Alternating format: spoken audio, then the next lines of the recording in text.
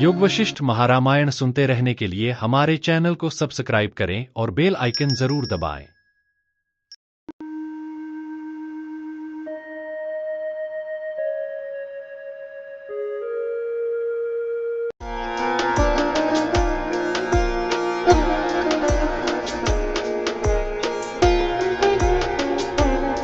उत्पत्ति प्रकरण के सर्ग 112 में वशिष्ठ जी द्वारा चित्त के वासनात्मक स्वभाव, मन की चंचलता और वासना क्षय के उपायों पर गहन चर्चा की गई है।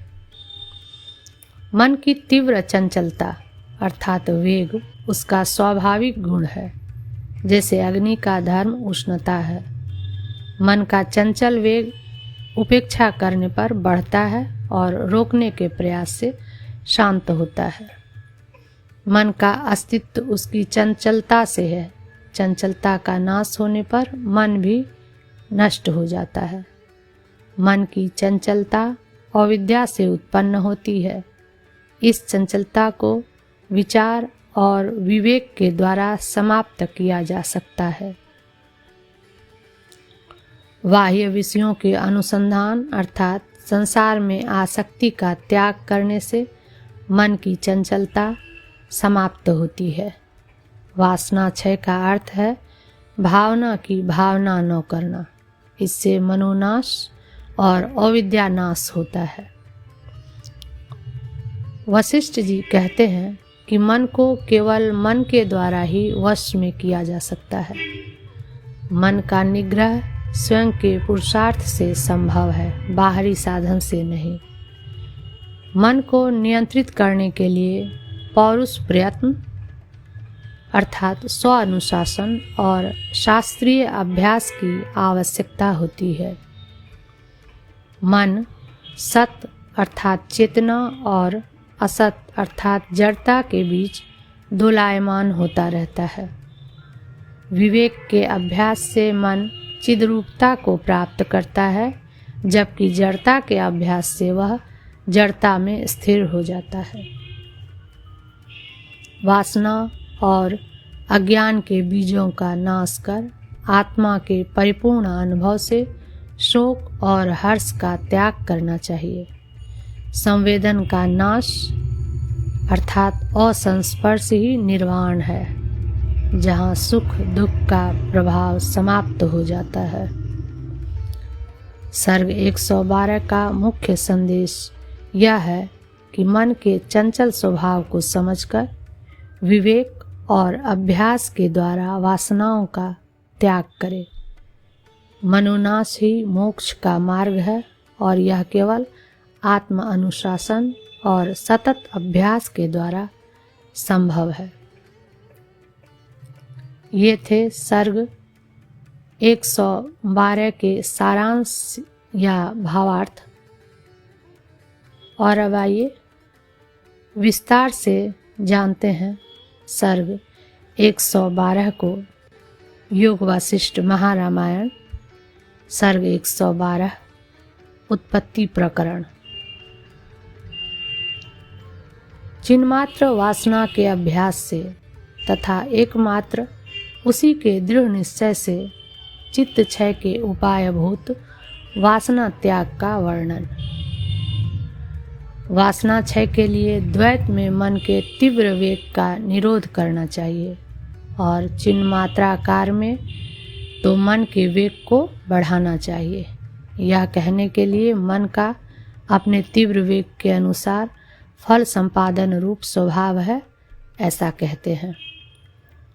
श्री वशिष्ठ जी ने कहा, हे श्री रामचंद्र जी, जिस पदार्थ में जिस जिस अभिलाषा के लिए जैसे जैसे प्रकर्ष से मन तीव्र वेग से युक्त होता है, उस पदार्थ में उसी वेग से तत्त अभिलाषा को देखता है। हे सौम्य, जल के बुदबुदे के समान यह मन का तीव्र वेग उपेक्षा करने से स्वभावतः उत्पन्न होता है और रोकने के प्रयत्न से शांत होता है, क्योंकि उसकी उत्पत्ति में कोई निमित्त नहीं है। स्वभावतः ऐसा जो कहा है उसका उपादान करते हैं। जैसे बर्फ का शीतलता रूप है और काजल का कालिमा रूप है, वैसे ही एकमात्र तीव्र रूपिणी तीव्र चंचलता मन का रूप है।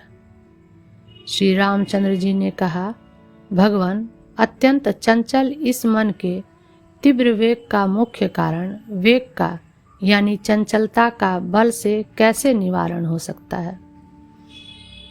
श्री वशिष्ठ जी ने कहा, वत्स श्री रामचंद्र जी, इस संसार में कहीं पर भी चंचलता से हीन मन दिखाई नहीं देता।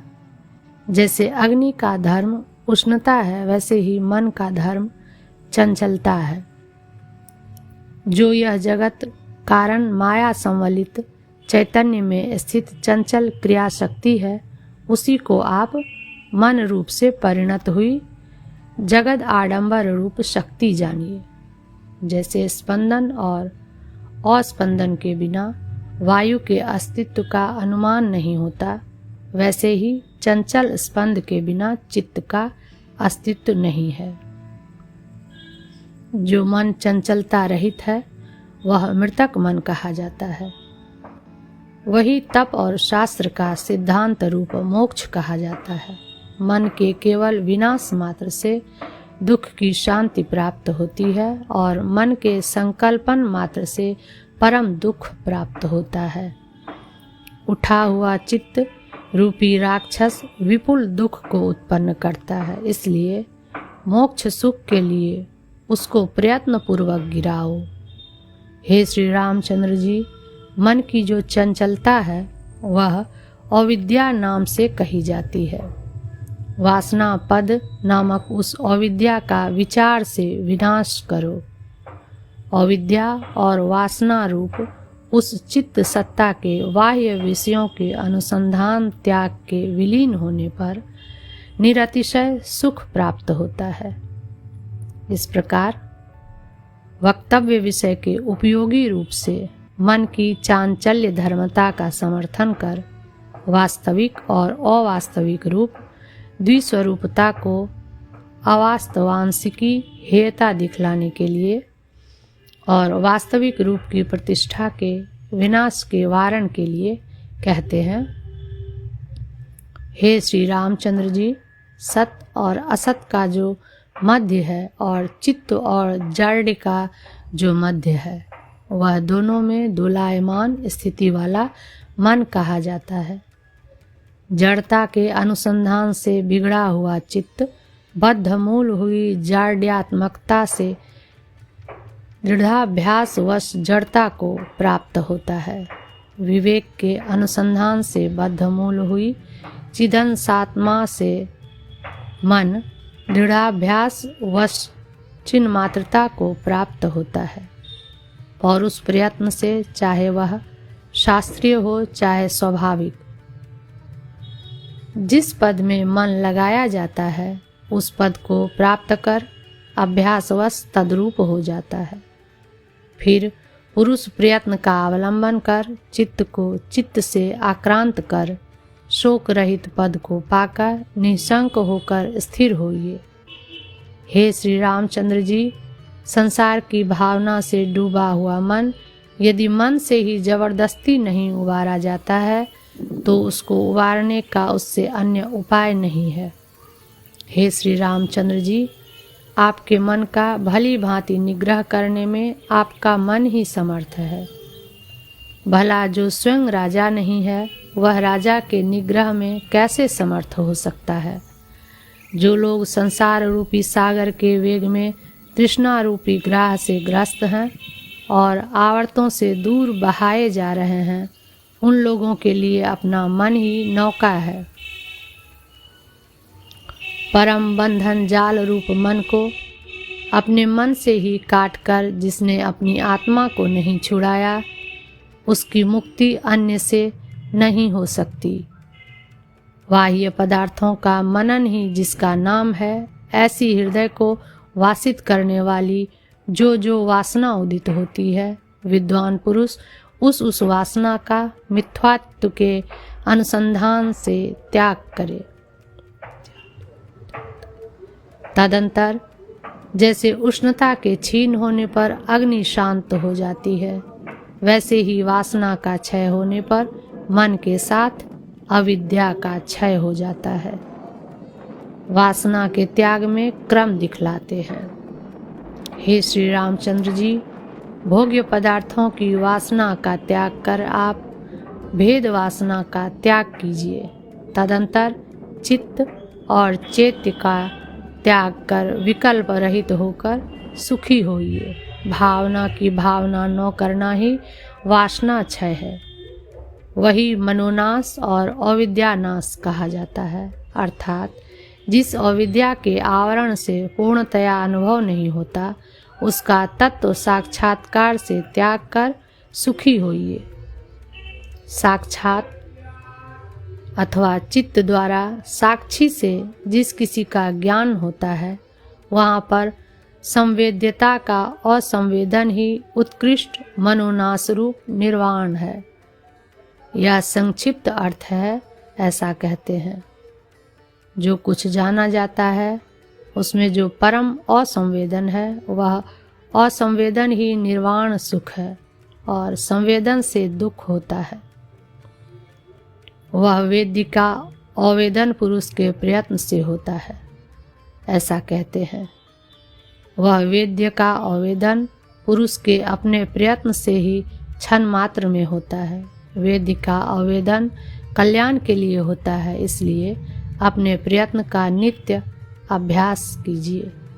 आपके मन में जो जो विषय और उनके उपाय अभिष्ट हैं, उनको आप अवास्तविक जानकर बीज के मुख से निकल रहे अंकुरों के तुल्य राग आदि जिसके मुख से निकल रहे हैं, ऐसे मन का भी अज्ञान और वासना बीजों के साथ त्याग कर परिपूर्ण आत्मा के अनुभव से तृप्त होकर हर्ष और शोक को प्राप्त न होइए, क्योंकि अध्यात्म योगी चित्त के आत्मा में समाधि की प्राप्ति से परमात्मा का साक्षात्कार किया हुआ धीर पुरुष हर्ष और शोक का त्याग करता है, ऐसी श्रुति है। 112वां सर्ग समाप्त।